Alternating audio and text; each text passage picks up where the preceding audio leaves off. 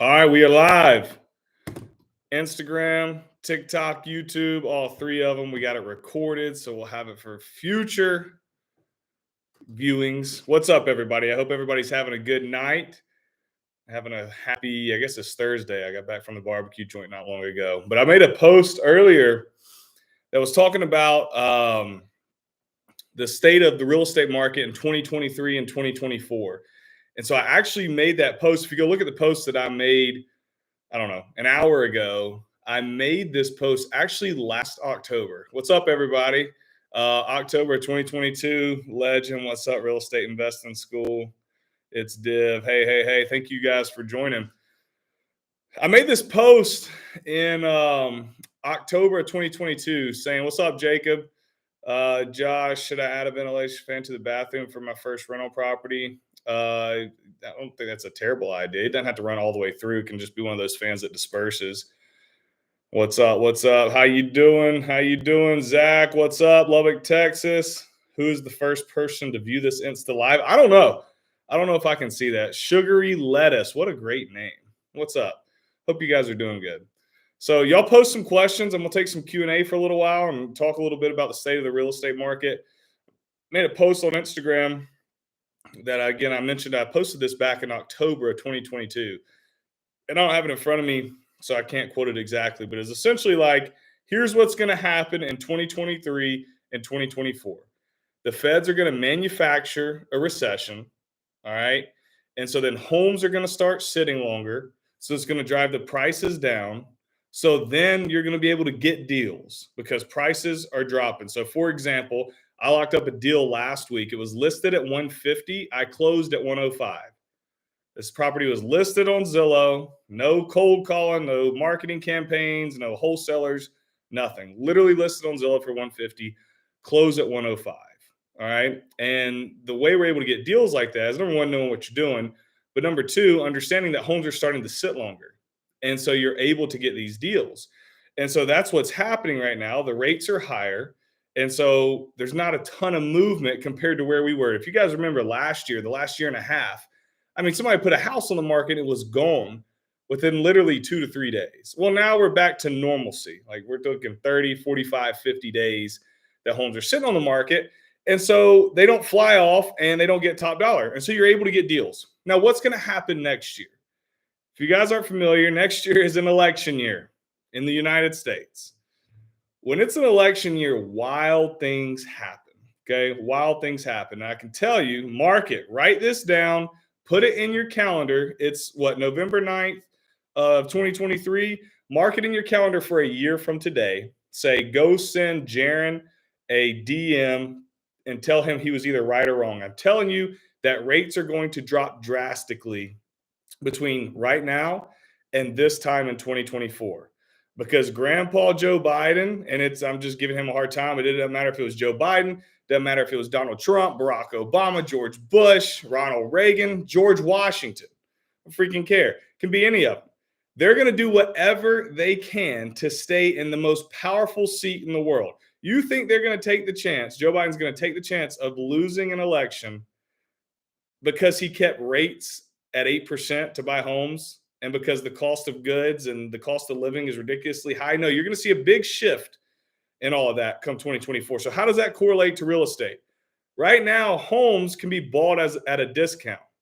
A lot of you guys don't understand how that works. You're scared because rates are high. That's okay, because we have to look and say, what are we getting the deal worth on the front end? You guys have heard the saying, you make your money when you buy in real estate. That is completely true. And so if we're buying distressed, undervalued properties with a lot of equity now, yeah, maybe the rates are a little bit higher and that digs into our cash flow short term. But I want you guys to broaden your perspective.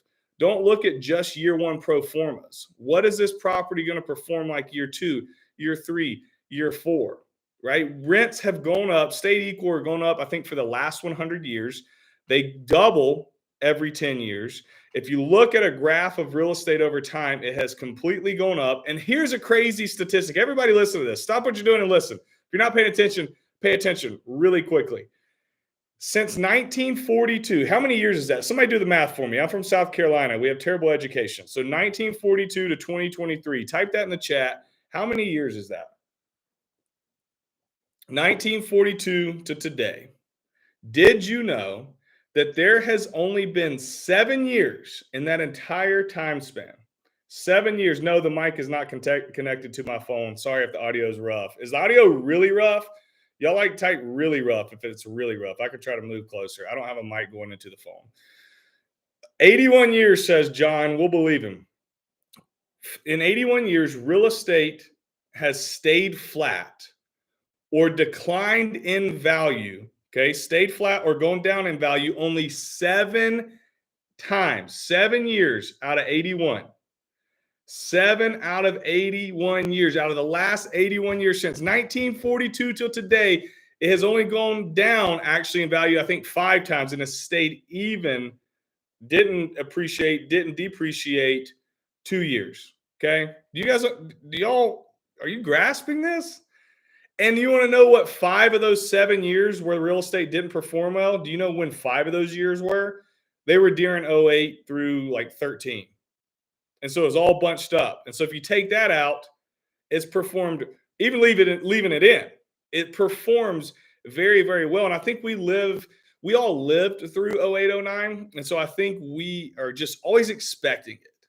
We're always just, we think it's normal because we lived through it, that a housing recession like we experienced is supposed to happen every 7 to 10 years. Guys, that's not normal. If you look back from today to 1942, that's only happened one time in 81 years. Ask any old timer if they've ever seen anything like that in their life. They'll tell you no, that was the only time they've seen it like that.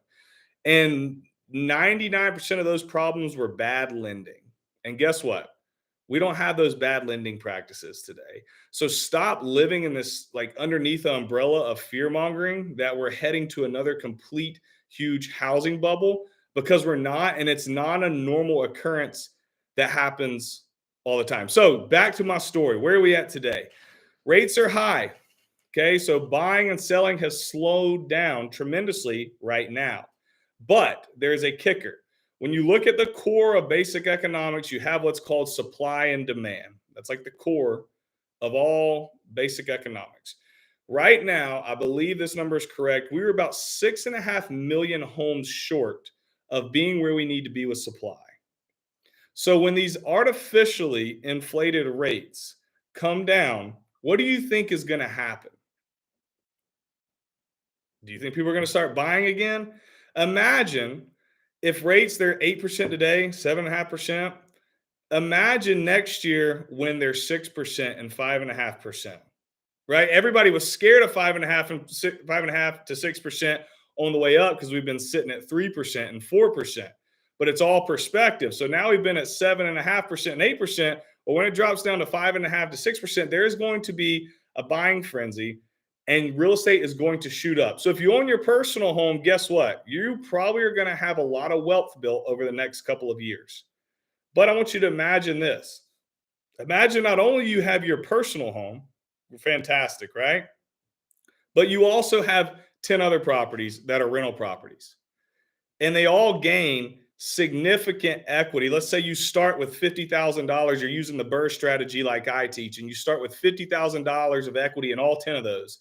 And you've bought all of them and you don't have any money in the deal. You bought them without using your own money. You've used somebody else's money. And over the next 2 to 3 years, you would gain an additional $50,000 in equity. This is all hypothesis. I'm just showing you guys a scenario. You gain another $50,000 in equity when rates come down and there becomes a buying frenzy, which is going to happen over the next couple of years. You have 10 homes that now have $100,000 in equity. What does that make you? That makes you a millionaire. You're a millionaire. That's how it works. That's how you become a millionaire. You wake up, you put some work in, you look, and you're like, holy crap, my properties have gone up in value. They're worth this much. Tenants have been paying off my debt, so I only owe this much. And all that in between is what I'm worth. And now I'm a millionaire. And I will say, it's not like as glamorous as it seems. I don't want to downplay it by any means. Don't get me wrong. It was fantastic when I became a millionaire, but it's not like your life completely changes overnight. You're like, oh, I'm a millionaire. Yes. Like I can do anything I want. No, but you start realizing what it does to your life. Like you start seeing the benefits financially when you hit that $1 million mark. And here's the crazy thing. The boss of real estate, yeah, you're going to be out. You guys post some questions. I'm going to go through them here in just a second. I'm on a rant right now. You'll have to forgive me. It is harder to get from 0 to 1 million. Okay, I've been there, done that. Reached about the age of 29. I'm 32 today. It took me 5 years of paying off debt and 3 years of investing to become a millionaire. It took a year and a half to go from 1 million to 2 million. What do you think it's going to take to go from 2 to 4? And then when I get to 4, to go from 4 to 8, because there's this beautiful principle that is in the financial world called compound interest. Well, it's really in all of our lives, and essentially says what we do today or what you invest today is going to compound over time and continue to grow in value. And so there's a great opportunity on the horizon. If you don't know how to buy in this particular market, I would encourage you to learn. I can help. DM me. We'll get you set up. Or if you got somebody in your local market, in your personal network who can help you, go learn from them. But I would really, really encourage you guys to go start buying properties ASAP. There are a lot of good deals. I just mentioned I bought a property that was listed at 150, got it at 105. I got another off-market deal closed the other day for $74,000. ARV is somewhere between 260 and 280. Closed on another one listed on Zillow at 150. It's worth 290. What's the other one I did? I closed on one the other day. It was not as good of a neighborhood. $60,000 is probably worth 125. Like, guys, these are there. And is your cash flow as good as it would be if you had 4%? No, of course not. But stop looking at that one metric. Stop looking at the one metric. The cash flow is just one thing. That's what beginners do. They look at that one thing. There's so many more pieces to the pie. Then I got to get this certain amount in cash flow every month. Like, cash flow isn't what builds generational wealth. I hate to break it to you. Cash flow is the cherry on top. Wealth is built when you buy good on the front end and you hold over time. Appreciation does its thing while tenants pay down your debt.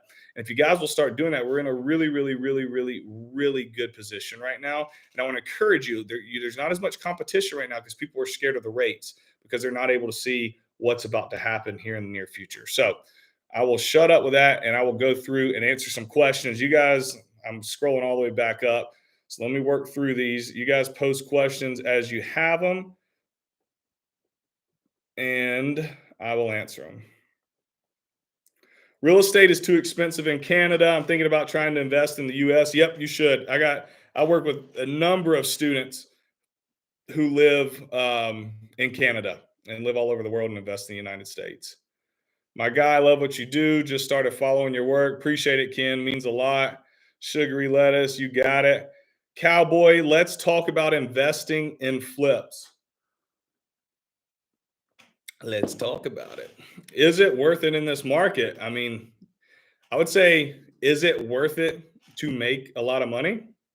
Like, do you want to make a lot of money? If you want to make a lot of money, then yeah, you should learn how to flip 100%. So my motto is I try to keep everything in my portfolio as much as possible. I try to keep most properties as rentals because I've learned that that's where real wealth is built over time.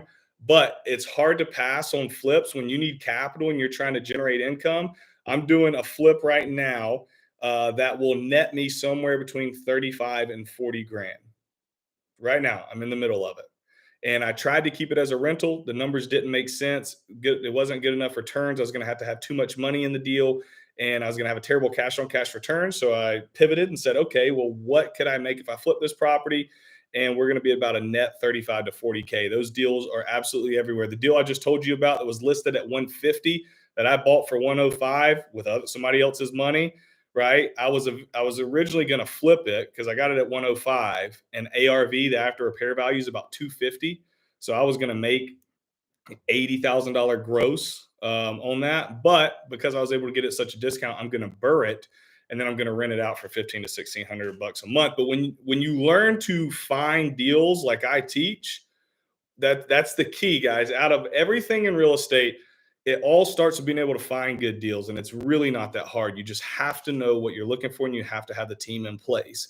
And if you have good deals and you put yourself in a position to, one, either be able to flip and make strong profits. I told you I'm in the middle of a flip making 40 grand on this one. If I do that 3 times a year, That's only 3 flips a year. And I net 40 grand on each of them. I've just made over a 6-figure salary. You guys understand the power of that? We're not talking about going out and cold calling and having to do 100 deals a year to be successful. We're talking about 3 strong flips to where you're bringing home 30 to 40K each time. And you now have an additional $100,000 coming in per year that you didn't have before. Erica Costanzo, who's actually a coach in our rental academy now, but she started out as a student. She just finished up a flip a little while ago where they grossed 100 grand. She grossed on a flip what more than what most people make in an entire year. And that's the power of knowing how to buy right. Is Airbnb really on its way out? I just about knocked this computer over. Sorry, give me 2 seconds. All my TikTok watchers are getting dizzy right now. No, Airbnb is not on its way out. What's happening is it's in a transition period. Let me get some coffee. Hold on. Airbnb is in a transition period. So when I started buying Airbnbs back in the day, there was no competition. And so what you could do is you could buy a property and you didn't have to optimize it. You didn't have to optimize the amenities or the way it looked. And you could put it on the market and make really good income because there was no competition. And so when real estate started booming in 2020-ish, 2021, everybody and their brother started buying Airbnbs because it was the cool thing to do. It was the cool talked about thing. And so what happened is the market got saturated with a lot of people who wanted to own Airbnbs and who did own Airbnbs. Well, what happens when you have saturation is now you almost like start losing the middle class, so to speak. So you have 2 winners when a market gets saturated like this. You have the people who do the luxury properties and really work hard to stand out. The big properties, they're housing 6, 8, 10, 12, 14, 25 people. They're luxury. Like, think of, you're down in Orlando, you're going to Disney and you're renting a home that has a pool. One room's decked out as Star Wars. One room's decked out as Spider-Man. One room's decked out as the Minions. And you're looking at that to go book your vacation. You're like, that place is dope. I want to stay there. Those are going to be the winners in this type of Airbnb market. And then you have the other people who are going to win, which is what I call the race to the bottom folks, right? These are the people who their properties are okay, but they are on the cheaper side of things. And there's a market for that. People who don't want to spend a lot of money, but they don't want to stay in a hotel. Where the problem lies is everybody in between, which is the majority of operators. They're buying the 3-bed, 2-bath homes. They're buying the 3-bed, 3-bath homes. They're nice. Like, you look at them and it's like, oh, this is a nice home. You got the beige walls and, you got a backsplash and granite countertops, but they don't stick out as a vacation rental, because we have to remember with Airbnb, we're in the hospitality industry, right? So like, even though these houses that they're posting on Airbnb may do fantastic as a long-term rental or a flip, because somebody looking to buy a home is going to be, oh, this home looks great, it's not sticking out as an Airbnb. So I say all that to say it's very saturated right now. A lot of people are about to lose out. They're not going to be able to make any more money. They're going to lose a lot of money by owning Airbnbs because they're not good operators and they're not offering enough luxury and amenities. And so if you're going to succeed in Airbnb, you need to be very specific where you're buying. You want to buy in areas that have allowed short-term rentals for a long time and they encourage them. And then you want to find a way to stick out. Cream rises to the top. That's true in anything in life, and it's especially true in Airbnb today. If you want to make good money in Airbnb, then you need to find a way to be the best operator, the best house, the best pictures, the best amenities that you possibly can. Buy and hold or quick sell. So here's how I decide if I'm going to flip or keep a property. I go into every deal trying to make it a rental. And then if it doesn't work as a rental, the numbers don't work, but they do work as a flip, then I'll flip it. Or the only time I will go into a property or search for a property to do a flip is if I'm trying to generate income. So if you need to generate income to live off of, or you need to generate income to then go and buy more buy and holds, then you're going to flip. If not, if you don't need the capital at the time, you are going to make a lot more money in the long run by buying buy and holds, by buying rental properties, because that is where wealth comes from. Look, flip guys, think of it like this. Flips, house flips, are just income generators. That's active income. That's going to make you money. So it's going to make you money, whereas rentals are going to make you wealthy. And I like to be wealthy. There are times when I need money. If my wife needs a new kitchen, or I need to do a repair at the house, or I need, money for a new toy, whatever the case may be, then I'll go flip a house, make 40 grand and use that money on what I want. But the majority of the time, if you want to build long-term wealth, then you need to buy in rentals. No, I do not still work for Centos. I have not worked for Centos since 2014. Started working at Centos right out of college on a box truck, and it was quite the grind. How to start investing in real estate from scratch? Great question. What you're going to have to do is you're going to have to learn. You got to get educated first. So you're going to have trouble buying real estate if you don't know anything about it. So let's start with some education. So put yourself in circles where people can teach you. And from there, I say there's 5 core things that you need to learn. Okay, you need to know how to choose a market. You need to know how to generate leads in that market. You need to know how to analyze those leads. Once you've analyzed them and you got a good deal, you need to know how to fund them, especially with other people's money. And then you need to know how to manage. You got to know how to manage rehab, and you got to know how to manage either tenants or the property managers who are managing the tenants. And so I'd focus on learning those skills, and then I would get connected with somebody or a community who is going to hold your hand and do it for you. I had somebody in my corner, his name's Gaston Albergotti, my best friend, who held my hand through my buying process for the first rental and was there as a safety net for me for my next 3 or 4. I would not be where I am today if I did not have him in my corner. Gaston doesn't care about social media, doesn't want to grow a brand. I enjoy it. I have a brand. And so what we do, what Finance Cowboy, the brand, exists to do, and through our coaching program, the Rental Academy, is I go and try to be Gaston to as many millions of people that will allow me to do so, because I knew the impact that he had on me. And everybody doesn't have a Gaston in their network. So here I am, open to you, open to the world to be that guy for you if you don't have it close to you. What do you mean drastically? I don't know what I was saying. Weekend house ventures, you'll have to elaborate. Sorry. Uh let's see here. Is there a good market here in West Palm Beach, regardless of the high prices? You're gonna have a tough time in West Palm Beach. It's just very expensive. It's a niche market, so it's usually a luxury market. You may could go into what's the name of that? There's some like lower income areas around West Palm Beach. Like you don't want like bad areas like a D class neighborhood, but like some middle of the road areas that you could potentially make flips work. But it's going to be hard to do long term rentals in West Palm Beach. That's okay, guys. Anybody listen to this who live in an expensive area, that's normal. I would say 75% of the people I work with personally that I coach do not buy in their market, and that's very normal. Very, very, very, very normal. So don't be scared. Don't let that hold you back from getting into real estate. I see my buddy Darius. I don't know if he's still on here. Darius Lee.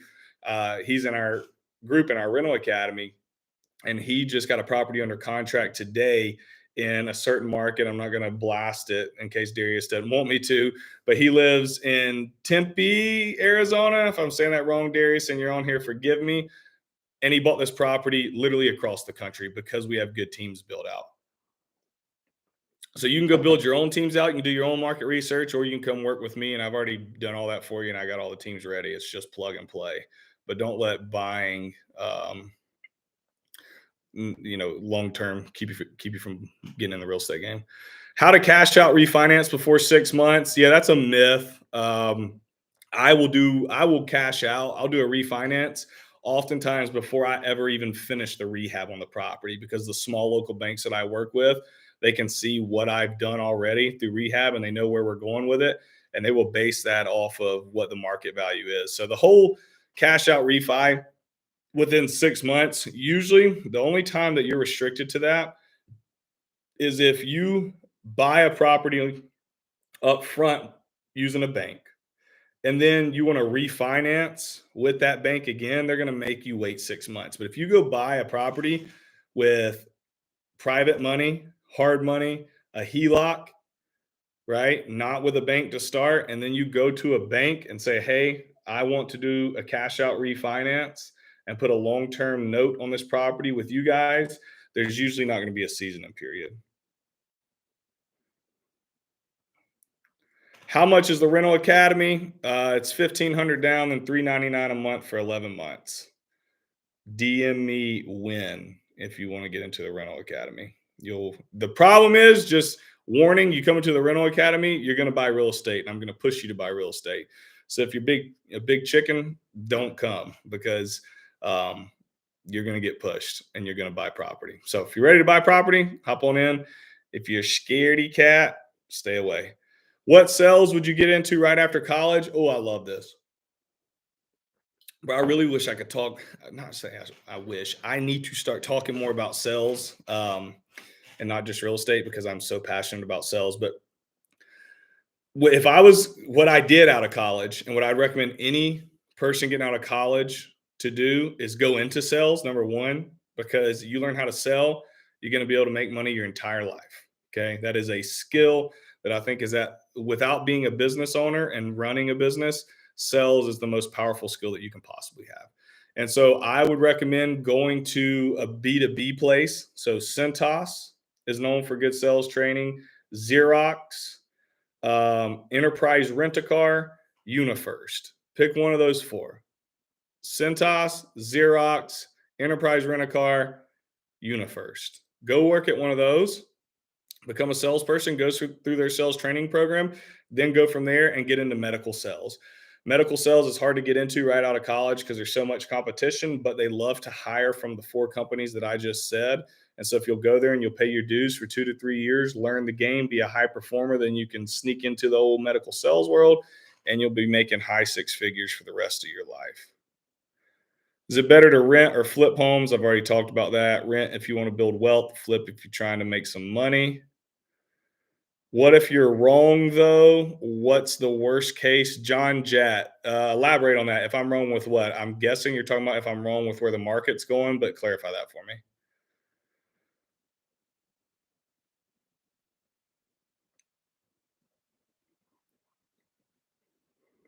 Uh, could have asked anything you want, and that's what you asked. That's funny. How do you cash out refi? What banks? So I love small local banks. They're the best to work with when it comes to investment properties. So my formula, and this is what I teach, and we get into all the nitty gritty of it, is we're going to buy an undervalued, usually distressed property. When I say distressed, it doesn't have to be a gut. It can just be it needs paint, it needs new flooring, it needs new fixtures. It can be light rehab, or it can be a full gut. I mean, I do all of them, but it doesn't. I don't want you guys thinking like when I say distress, it has to be falling apart. That's not the case there. It's just a property that needs some love that's undervalued. I use somebody else's money to buy that property the majority of the time. Sometimes I'll use part of my money, or I can use part of a HELOC that I have, or lines of credit that I have. And so then I'll buy it with that private money, and then I will rehab it with that private money. After I've got it rehabbed, I go to a small local bank that is, in the town or the area that I have own that property in, and they are the ones that I get loans with. They do what's called commercial loans, also known as DSCR loans, also known as portfolio loans, and they don't play by Fannie Mae, Freddie Mac. They call them portfolio loans because they issue these loans and then they keep them in house. They don't go sell them off, so they can essentially do whatever they want. And they understand the game. They love lending to rental properties, and they do cash outs all the time. I have one rental. Would you recommend doing a HELOC and pulling 100K to start doing the Burr method or scale? Or is there another option you'd recommend, like flipping? Zach, man, number one, yes. If you have 100K of equity, I would pull a line of credit on that, and I would start burring. So, or flipping. If you need capital, like if you're looking like, man, I'm low on capital, I'd love to generate some more cash, then flip, right? And then if you're trying to and ready to build your portfolio, then you are going to burr and keep those properties in your portfolio. So it just depends on what you're trying to accomplish. The good thing is if you learn to buy how I teach, you can do either, because we're finding properties at a discount, and then it allows us to choose, okay, do we want to flip this here, or do we want to keep this in the portfolio? What tool do you use to analyze deals? Man, there's a lot of different ones. I have one. It's my own personal rental property calculator. It's free if you guys want it. I think if you DM me the word tool, TOOL, message me that word, it should automate a link where you can go download that. So I also have a 19-point checklist that I use. And so it's all the metrics and things that I look for to then go and plug into that calculator. So if you want the calculator, message me tool. If you want the 19-point checklist, I think message me analyze. Do you invest in, in mortgage notes? No, I do not. What do you think of Ryan Pineda or Pace Morby strategies? Um, Ryan just teaches flipping. I mean, that's just that everybody can teach you how to flip in real estate. So, pretty simple strategy. I mean, I don't know what he's specifically teaching now, but I know he's taught flips for years. So, um, I flip when I need to. I like keeping properties in the portfolio because that builds wealth. Pace's strategy, Pace. By the way, he came on my podcast a couple weeks ago, and it'll go live. I don't know, next week or the week after. So we'll talk about it some there. Pace took a page out of a guy named Carlton Sheets' book. Anybody ever heard of Carlton Sheets? He used to do the late night infomercials, and he did a fantastic job of being essentially a new age Carlton Sheets. So Carlton, he would just get on TV, and it would be like an hour long promo where he's talking about you can buy houses with no cash, no credit, no credential. I mean, literally everything that Pace says is what this Carlton Sheets guy says. Pace modernized it, gave it a pretty bow in the name Sub 2, and then has promoted it well on social media. Pace is a genius marketer. I love watching what he does from a marketing standpoint. From a real estate standpoint, there's a couple things that couple thoughts I have on that particular method. So that's not the only way they buy properties. Number one, I think if you talk to Pace or anybody in that realm, they'll tell you it all starts with being able to find good deals. I get a little nervous with that type of marketing solely because I have a different belief that I don't think if you don't have cash and you have terrible credit, and I don't even know what credentials means, but if you have no cash and you have bad credit, do you think behaviorally, maturity wise, financial foundation wise, that you should be entitled or allowed to control assets worth $100,000, but you can't control your own personal bank account? And you can't control your own personal credit because you have a history of continuing to make bad decisions that have left you broke and that have left you with bad credit. And so, in my opinion, if you're broke and you're not lendable and you're having to buy a certain way because banks say don't lend to this guy because he won't pay back, I think it's a recipe for disaster for some folks. Now, caveat, everybody who does that strategy isn't broke, but there's a lot of people who get sold into that strategy and it's a sinking ship. So I can tell you, I've seen this, they're going to sink because they can't handle their money.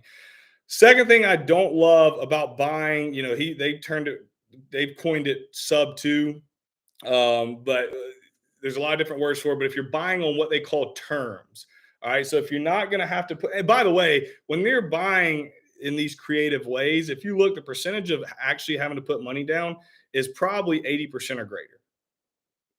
You're still having to come with some money to the table a lot of the time. But what they're doing is they're buying on terms. And so what that means is if you don't have a lot of money to put down on a property, you have to negotiate in a different way with a seller.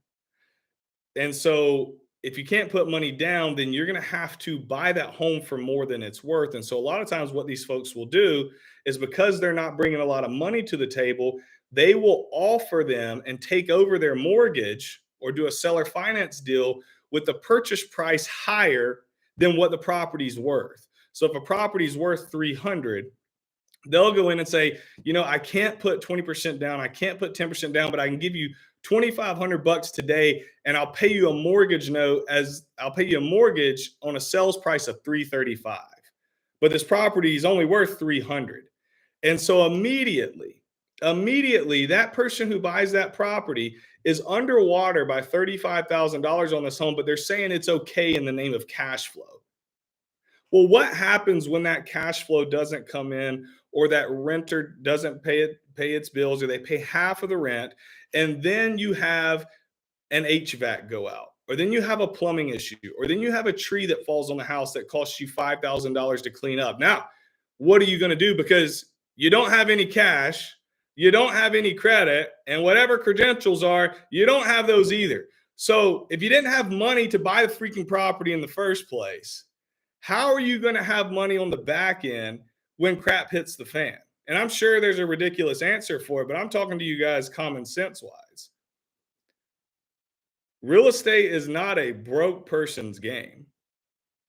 It's not a broke person's game. And if you play it as a broke person, you're going to get burned. And you're not only going to hurt yourself first, you're going to hurt other people on the way down. So, to back off a little bit, can that strategy still be good? Sure. I like buying undervalued properties. When I buy deals, I want to win on the buy.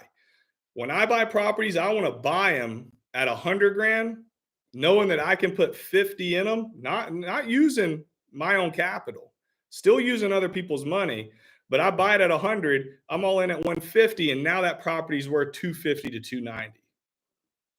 Because now I'm protected. Now I have equity. And I wasn't broke when I bought this. I have a good, strong foundation. Look, personal finances goes before investing. You have no right to invest if your personal finances are crap. No right.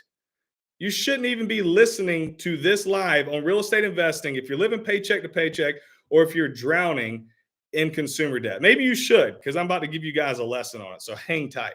You should run as fast as you can to somebody like Budget Dog, Brennan, or Dave Ramsey and go learn how to manage your money. Because if you do not learn how to tell your money where to go, it's going to go wherever it decides. And you're going to look at your bank account every week and every month, and you're going to be completely out of money. Look, when you look at what we're trying to do by investing, we're trying to grow, call it an empire. We're building this big castle. What happens when you build a castle on top of a weak foundation and a storm comes? The storm being the roof repair or the HVAC repair or, whatever. You name it. What happens to that castle when the storm comes? It gets blown down. It's a parable as old as time. And so when we look at what we're doing with our life, it starts with a strong personal financial foundation. And we have to start there. We've got to get rid of bad consumer debt. We've got to start budgeting. We've got to increase our income. We've got to cut our expenses. We've got to get our emergency fund in place. And then once that's done, let's go invest. Last thing I'll say to the method you asked, buying creatively. You're having to search for so many deals. Think about the number of people that you can call and say, hey, can I take over your mortgage? And they're going to say yes. And so for me, I don't have the time to search for those types of properties. The way I buy, I can get on Zillow.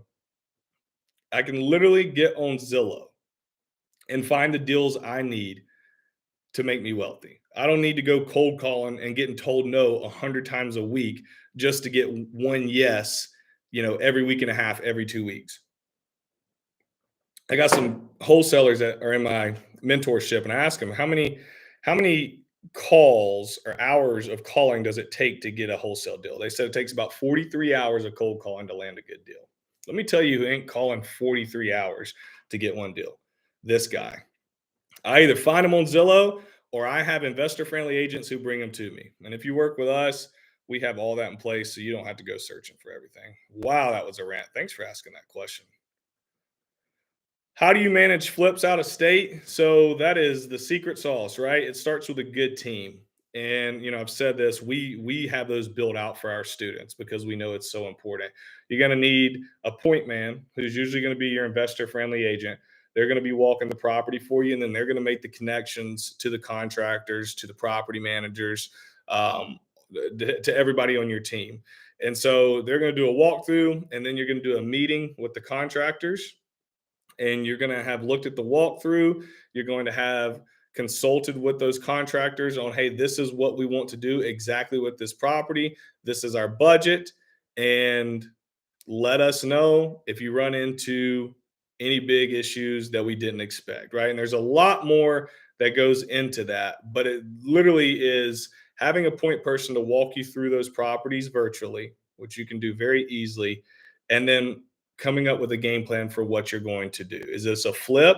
Great. Then we need to be looking at this differently. How are we going to invest into this property compared to a rental where we're not going to put near as much money? We're just going to get it nice enough to where we can get top dollar rent for the area. So it's an art.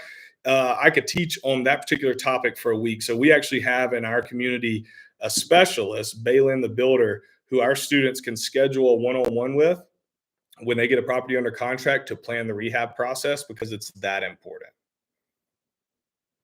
Do you partner on deals? I do. I do partner on deals. I'm never going to turn down good deals. I'm not going to partner with scumbags, though. Only people I know and trust. I'm getting a few things taken care of to set my newborn daughter up for success. Plan on doing my first flip, maybe first buy and hold if the numbers work out, all from what I learned from you. That's awesome, Tyler. I love it, dude. Go crush it.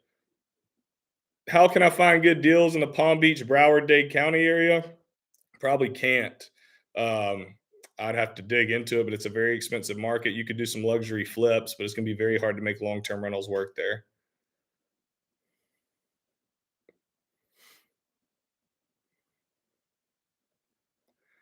Boss Real Estate, 3 years of experience, quit your job this year. I want to do the same, cowboy. Teach me. Let's do it. Holler. Be glad to teach you. Teach people all day, every day. I was on a call for an hour today with 10 of our students, just getting stuff done. That's what we do.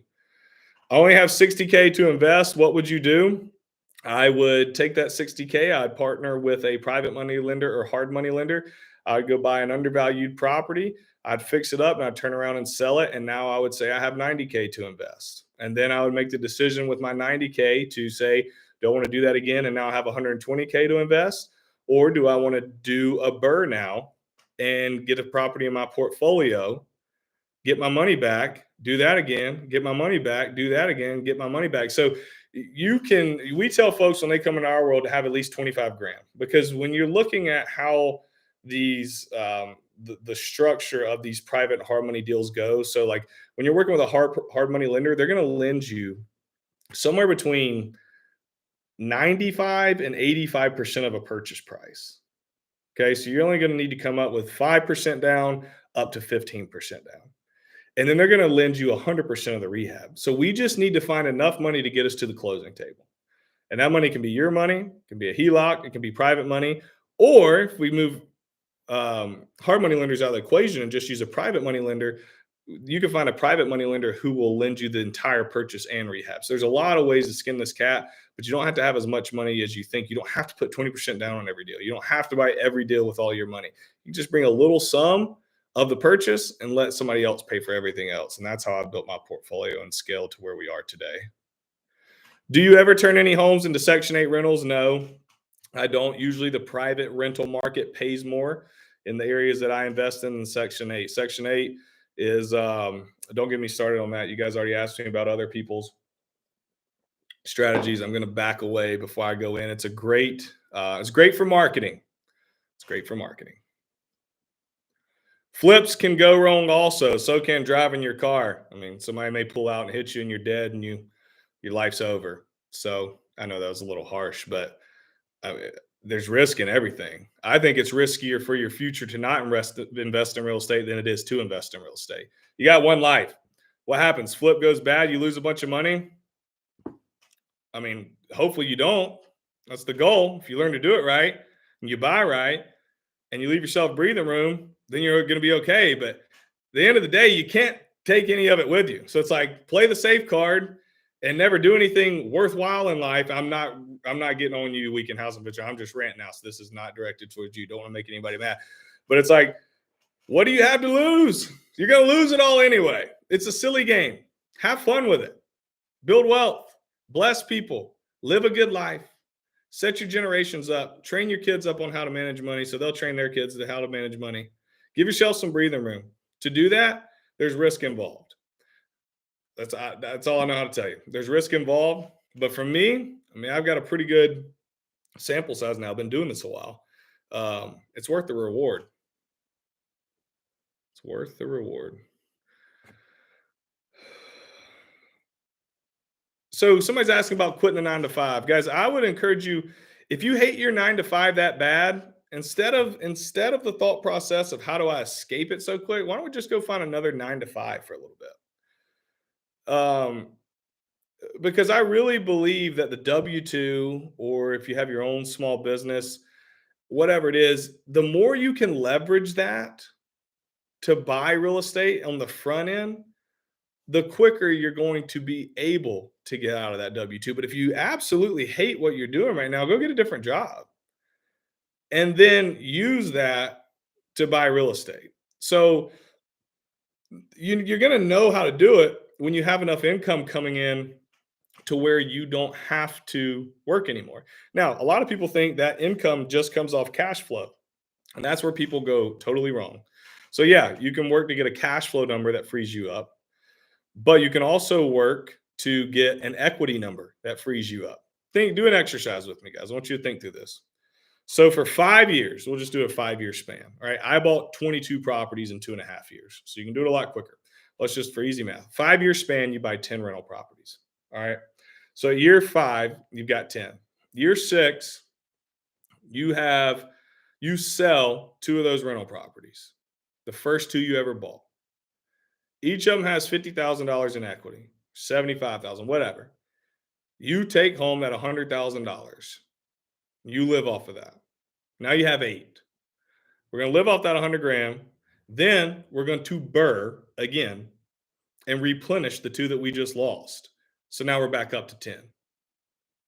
And we're just going to recycle that over and over and over again. That's just one little example.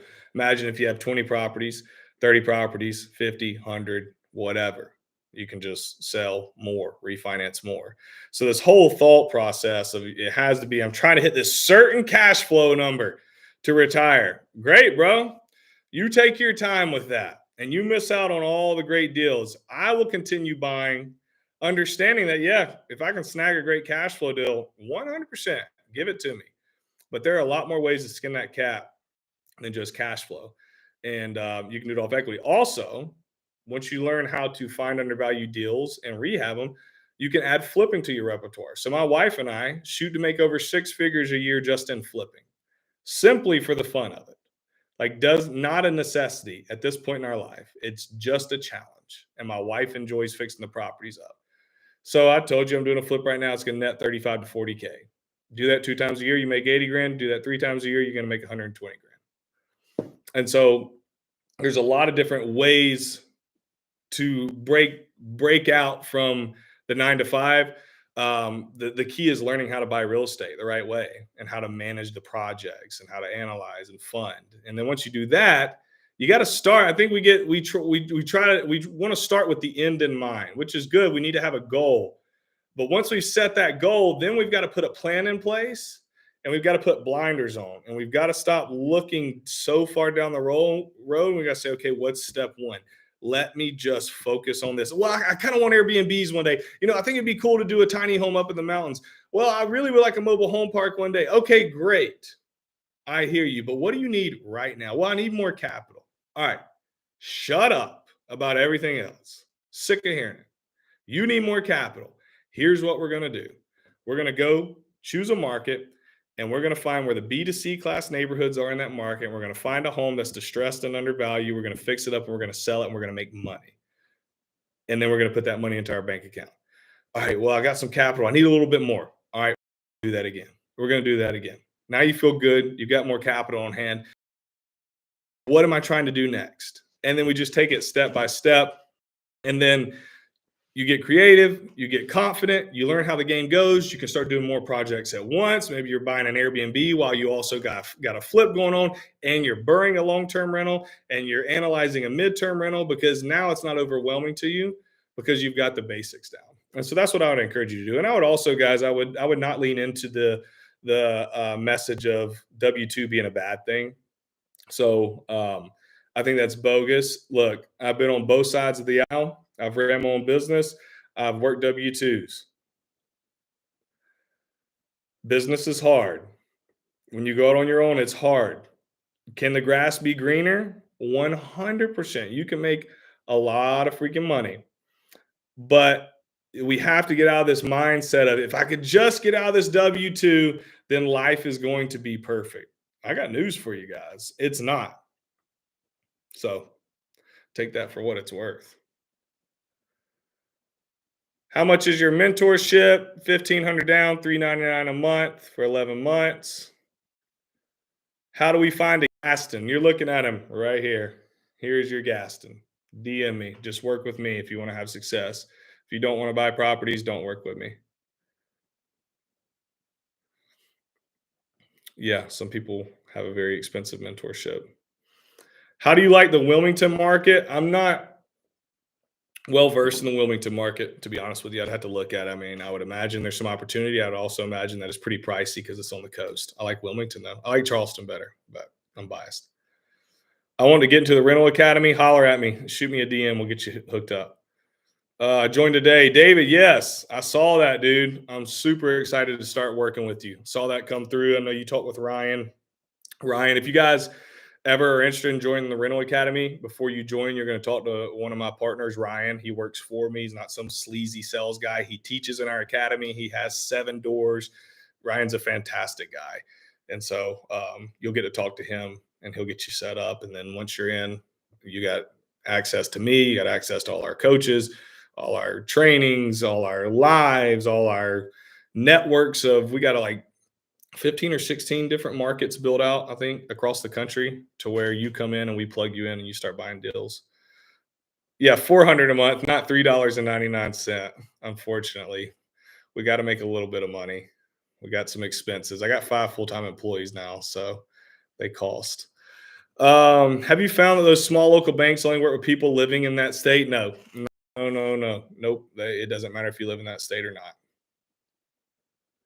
Do you recommend buying condos? Yeah, you can buy condos. You're going to deal with most of the time like they'll do. Sometimes it just depends what type of condo, like a special assessment fee here, and you're going to get hit with Ryan, the guy I was talking about, who meets with people before they join the rental academy and coaches with us. He owns a condo down in Florida. HOAs, they're raising it every year, and then they're hitting them with special assessments because hurricanes come through. So there's some variables to it. But you can make money on them just depending on the location. I personally like if you're going to buy a standard, like a single unit, I love the single family home that's not in a condo, but I don't want to say that you can't buy a condo because that would be wrong of me to say. It's all about the deal. What repairs bring the greatest increase to home value? So your kitchen, your bathrooms, I mean, those are going to be like the big ones. And then I think optimizing the living space. So if you got a 3-bed, 1-bath, we do this a lot. We'll take a 3-bed, 1-bath or 3-bed, 1.5 bathroom house, and we will turn it into a 3-bed, 2-bath or a 3-bed, 3-bath. So being able to increase, the optimization of the home. And then like not as far as increasing value, but one thing that a lot of people skip out on, like beginner rehabbers, is the exterior. I think they focus so much and spend too much on the budget on the interior that they don't think of the exterior. But guys, there is power in curb appeal. And so don't leave that out when you're rehabbing. Let's make the property pop when people pull up.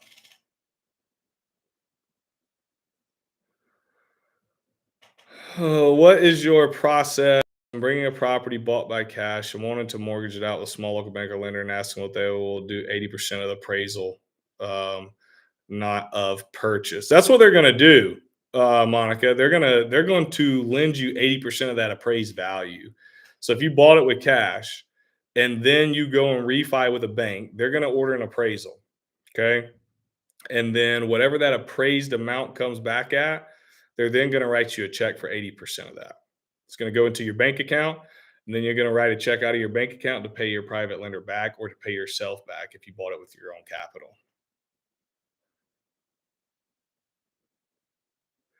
How many units do you have now? We're right around the 20 mark. We got, I think, over 30, and I had some partnerships and we offloaded some properties and reinvested that capital into some other projects.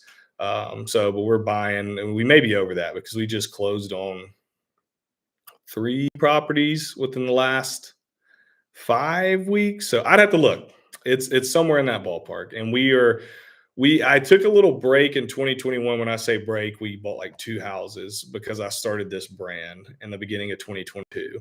And so then I got this kind of established and everything's rocking and rolling. So we are back in buy mode. Buy mode. Are you getting your leads from wholesalers? No. I mean, I'm on wholesalers list and I look at leads that come in from wholesalers, I like to get my leads from two ways, really. There's more ways where I've bought properties, so I don't want to say these are the only two ways. But the best ways is number one, just looking on Zillow yourself. Then number two, I partner with investor friendly agents who they do the legwork for me. So they're doing mailers, they have their own cold calling campaigns, and they're getting lists from wholesalers, and then they send them to me when I have a good deal. My time is valuable. Do I love searching for good deals? Absolutely. Do I want to spend the time doing it or not right now? And so I have deployed other people who do that for me. And we do the same for people who work with us in the rental academy. They get that same thing because a lot of people that I appeal to, they have a job, they may have a family, they're busy, they don't want to be cold calling all the time, having to look at deals all the time. It's like we have a life. Like I have a life, like just buying properties, believe it or not. I know it probably doesn't seem like that because all you see me talk about is real estate on social media, but I do have a life outside of sitting in front of this sign and buying real estate. That's this is a small portion of what Jaron Sustar's life consists of. And so I do not want to tie up my time by chasing down leads all the time. What's better, DSCR or conventional loans for investments? I mean, they both serve their place. When you get conventional loans under your personal name, you're going to start eating up what is called your debt to income ratio or your DTI. And so eventually your debt is going to be too high for the amount of income you have coming in. And they're not going to loan to Rodney anymore, right? You're not going to be loanable anymore. You have too much debt for the amount of income you have coming in. So that's when you're going to have to go to DSCR loans, commercial loans, portfolio loans, and they're going to lend to your LLCs. And that is not going to eat up your personal debt to income ratio. And so those are going to be your biggest differences. Conventional loans, you're usually going to get better terms, like a 30-year fixed rate. Whereas on the DSCR loans, you may have a 20-year note. You can get a 30-year note too, but they may have a 5-year balloon, 10-year balloon, something along those lines. Took analysis. Web Junior 55 Alive. Hey, try that again, bud, and do it in my DMs and do tool, TOOL, and then press send, and then analyze and press send. Do them in two different messages. You guys are killing me on that. Have you gotten into any midterm rentals? So I may be stumbling into one right now. I bought this duplex I told you guys about for 74 grand. It's worth about, I don't know, 270 fixed up. And I will put a little bit over $100,000 into it and I'll refinance, pull all that capital back out. And it's about a mile from the hospital and about a mile from the college in town. And so I think there's some opportunity to midterm there. So I may do it. Midterm rentals are fantastic right now. It's usually people who stay for 30 days or more. A lot of at times it's a 90-day stay. And it's in the early stages, kind of like Airbnb was a few years ago, where you can make a lot of money doing it. It's about to be oversaturated within the next 3 years, though. So if you want to do midterm rental, jump on it now because everybody's starting to get in, and they're going to ruin it for all of us. I love this guy, honestly. Hey, I appreciate that. Thank you, thank you, thank you. Try to keep it 100. Zillow all day, baby. Yep. People get too cute with where they got to find deals. Um, you don't. It's not that hard. I mean, if I was like, I'll do it with our students sometimes. You can just hop on Zillow and I can just show you, hey, here's a deal. Like pick a market and we'll go find a deal. It's pretty crazy. They're everywhere. Currently on one rental. How soon should I think about creating a trust, LLC, etc.? Um, I encourage all of the people I work with to do it pretty much immediately. So I have a trust, and then I have a holding company in Wyoming, and then I have LLCs underneath that holding company, and like for each business or for each state that you invest in. And so I think it's good to get set up because you're not going to be able to do the DSCR loans, commercial loans, portfolio loans if you don't have the LLCs in place. It's you're going to have to get them set up. If you're going to scale, if you're going to be an actual investor who grows a portfolio, you're going to have LLCs at some point. So go ahead and knock it out. What percent undervalue do you buy? You guys write this down. Write this down. Take a little note. Yeah, who sings that? George Strait. Is that George Strait? Should know. I would sing for y'all, but I'm scared my wife could hear me. Then she'll make fun of me. After repair value, so ARV times 70% minus rehab tells me my purchase price. After repair value, what the property is going to be worth after it's fixed up based on comps, times 70% minus rehab tells you what you should buy it at. Now, does it have to be exact every time? Nope. But if you get pretty close to that, you are setting yourself up for success.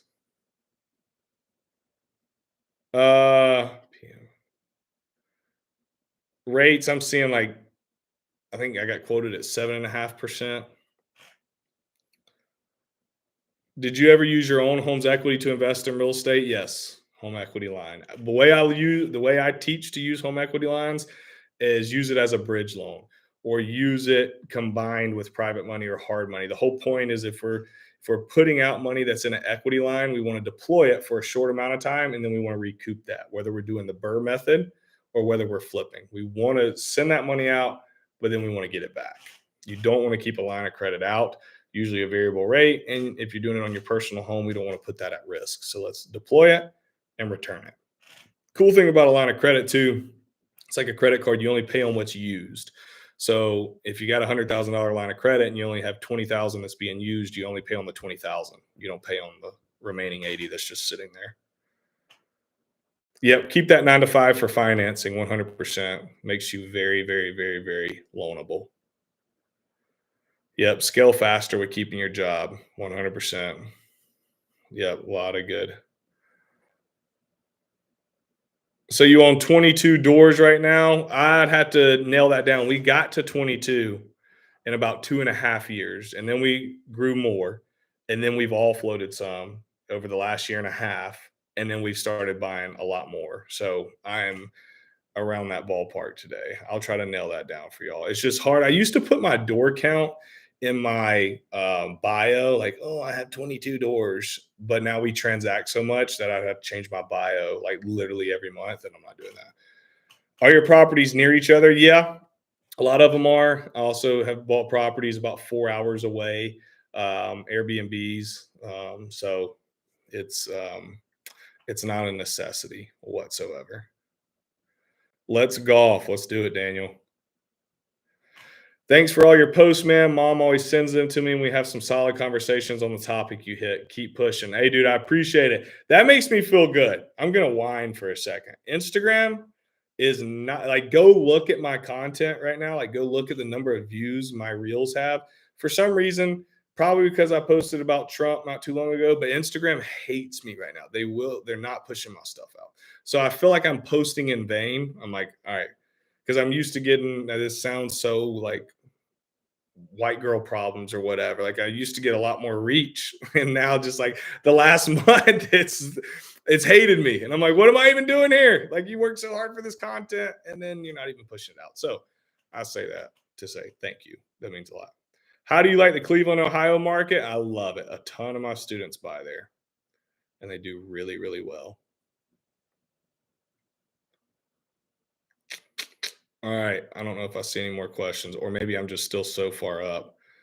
What are your favorite states to invest in? Is California any good? I don't like California. I don't invest in any blue states because they generally don't like landlords, and I'm a landlord. So I want the laws to be in my favor. I'm in this to make money.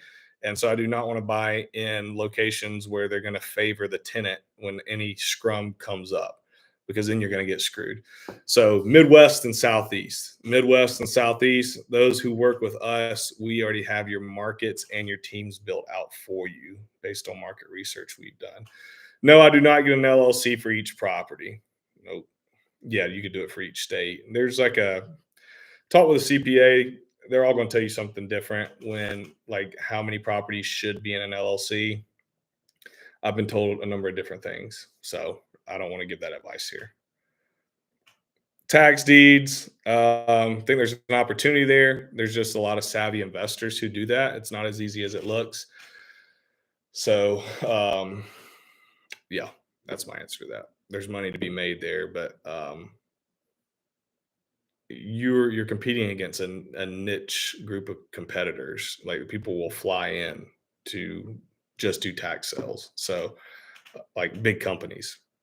So it's yeah, it's good. That kind of stuff's good for marketing. I'm not saying you saw that for somewhere in marketing, but it's like I've thought about it before. Like I'm just not scummy enough. Like I can't just like make stuff up. But like if some guy just got on and was like, tax these, tax these, tax these. I'll teach you how I bought this house for $2,000. It's worth $100,000. Like, yeah, that stuff sells really good. But the reality of going and do that, go to a tax sale. Let me know. Let me know what you snag. Let me know what you snag. Approximately how many students do you have in your rental academy? I think we have 225. I work with each of them individually as long as they will let me. So what I mean by that is we have multiple calls a week, but like today we had a call with some of our folks, and I get on there like this and I work. I have the grid of people who are on here, and we keep the calls at an intimate size. So where I can continue to do this, when it gets too big, then I'll add another call. But I go and I work with each person individually on every call. We'll pull properties up, we'll analyze them together, we'll look for deals, we'll talk through rehab, like with each individual person. And while I'm working with one person, everybody else on the call can give input and then they're learning. And so it's a really cool structure that we have. I'm very accessible. Our team's very accessible. Like the whole goal, like my business doesn't succeed if people who come to work with us don't succeed. So it is in my best interest, and we give it everything we've got every freaking day. You're not posting in vain. Let's go. I appreciate that. I sure do feel like I am. What's different about your rental academy mentorship than others? I don't know. I should probably do more market research on my competitors. So it's hard for me to say, what is completely different. I would say like you have a lot of access to any of us whenever you need it. It's not like you don't come in and I just pawn you off and like you never work with me. Like I personally am very active. Our team is very active. I have people on my team that work full time for me. So I don't like, I'm not farming my stuff out to these marketing agencies and these third party people to where we just bring people in like, oh, let's get them through the door. And then let's just give them a bunch of pre-recorded content and they're on their way. And so we do have pre-recorded content. I call it's kind of like the core knowledge. It just kind of builds your knowledge base up. And then every week we show up, we're there, multiple calls every single week. And then what I think is really cool is we have built out markets and teams for you. That really took our product to the next level. Our students went from having good success to great success because it's my job as a business owner to look at my product and say, how do I continue to make it better? And so when we first launched, we would just teach people how to buy real estate, which we were doing a heck of a good job. People were buying properties. It was fantastic. But I just took a step back and I was looking, I was like, okay, what are my students' biggest roadblocks? Like we analyze all the deals for them and with them. Like we got that taken care of. Like that's easy. You're gonna feel confident on every deal because I'm gonna look at it with you. Erica's gonna look at it with you. Ryan, our different coaches are gonna look at it with you. Funding, we're gonna hook you up with lenders. Funding shouldn't be an issue. So what are the biggest issues? And for us, we saw people running into a problem with choosing a market. And because they couldn't choose a market, they were having trouble generating leads. Because if you don't have a market, then you can't get leads. And so now we have an entire onboarding process. People come in and we have a call and we talk about what are your goals? What are you trying to accomplish? We work together. All right, long term, short term. All right, now let's focus on short term. What is our next step? Based on what you're trying to accomplish, we then take you. And if you're not buying in your backyard, if you are buying in your backyard, it's easy. We just hold your hand and walk you through what to do. If you aren't, then we plug you in to one of the markets that we've built out where we have the boots on the ground. And so what happens is we've chosen your market for you and with you. It's like we don't force you, we give you options, but we guide you, and then you instantly have leads coming in. That's the game changer. And so now we're just looking at those leads and then we're analyzing them, and then boom, we pull the trigger when we see one.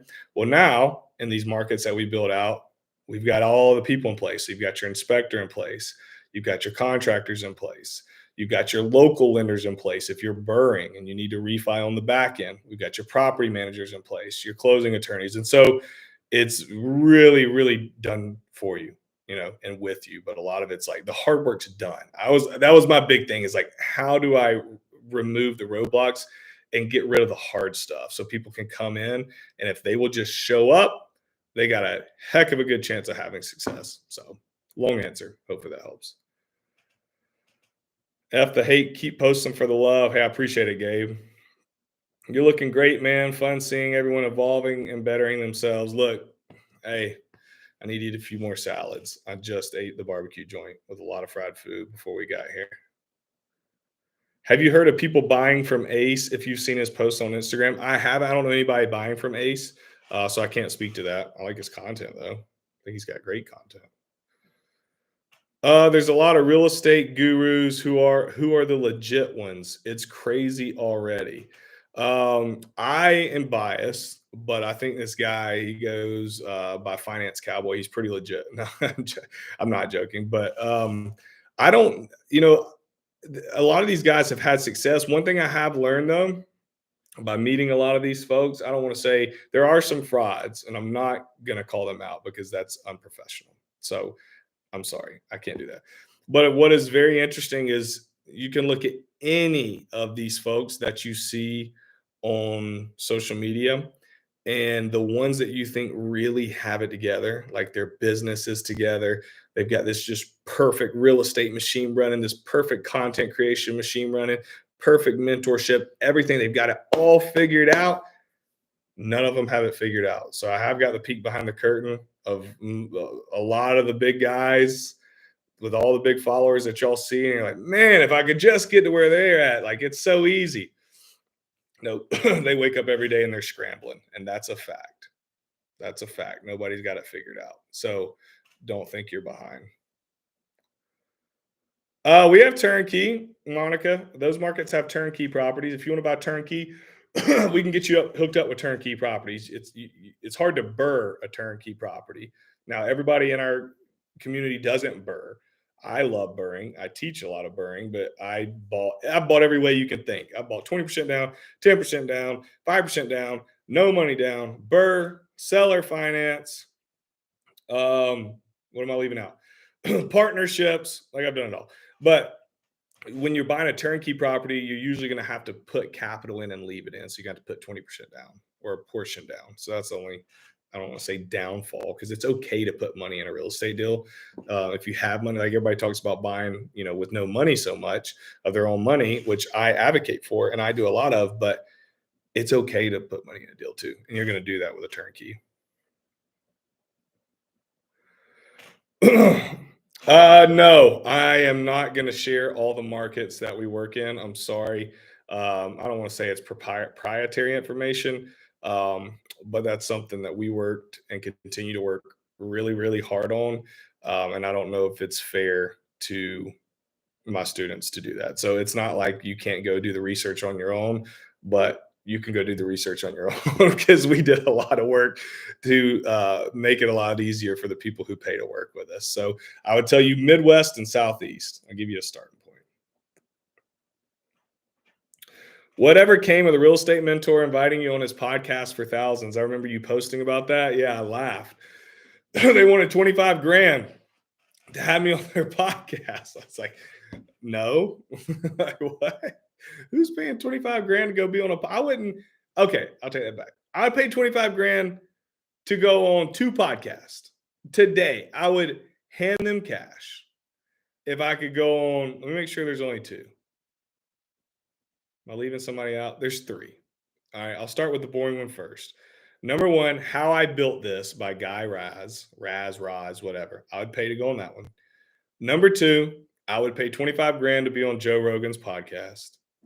And number 3, I would pay 25 grand to be on Theo Vaughn's podcast. I understand Theo says some terrible stuff sometimes. I totally agree. But he is hilarious. So yeah, he's hilarious. So yeah. Boss Real Estate. Hey, great math. I wish that were the case. We didn't always have the same payment structure. So hey, not quite there, but that would be great. I think we'll probably get there one day. But I can tell you this much: our students are doing a lot more in deals than that dollar amount. But no, we're not doing that on recurring revenue. Sorry, late here. You may have already. Yeah, I'm choked up. I don't think I got any water over here.